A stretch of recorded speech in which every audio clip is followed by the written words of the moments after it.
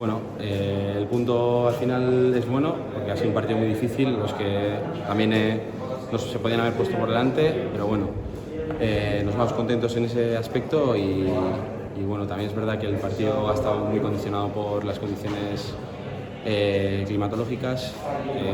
Un partido un 5 de septiembre en Ibiza, al final a las 4, tema de calor y el sol y demás, pues eso condiciona mucho, ¿no?, a la hora del rendimiento, pero bueno, eso yo creo que habría que mirar. Es un tema que hay que analizar, pero bueno, nosotros no podemos excusarnos solo con eso, tenemos que seguir trabajando y ya está, y a lo nuestro y lo que esté en nuestras manos, pues hacerlo y seguir mirando hacia adelante. Bueno, al final ya te digo, el fútbol son momentos, cada partido es un mundo y cada ocasión te puede dar una victoria o una derrota.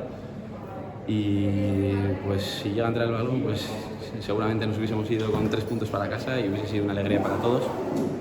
Eso no hubiese dejado a un lado que tenemos que seguir trabajando y analizar los errores cometidos, pero bueno, al final yo me he visto bien, a diferencia del último partido que tuve que retirarme por molestias musculares.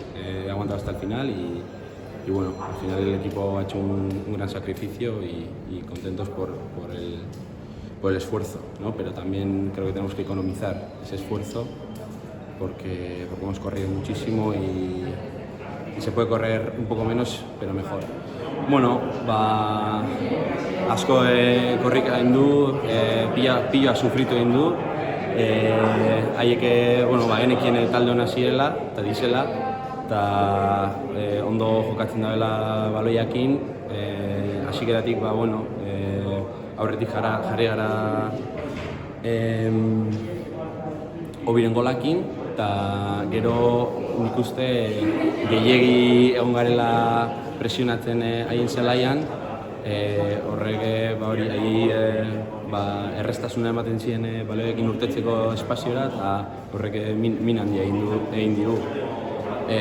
Ni pentsatu dut igual momentu batzutan lasaiago jokatu behar izan gendula, baina halan gabe puntua da, eta etzera posikoa zela esan aldu, gauza asko ditugu hobetzeko, baina hori astelehenean ikusi beharko da, eta orain deskantsoan pentsa eta hurrengo astean ja hurrengo partidari begira.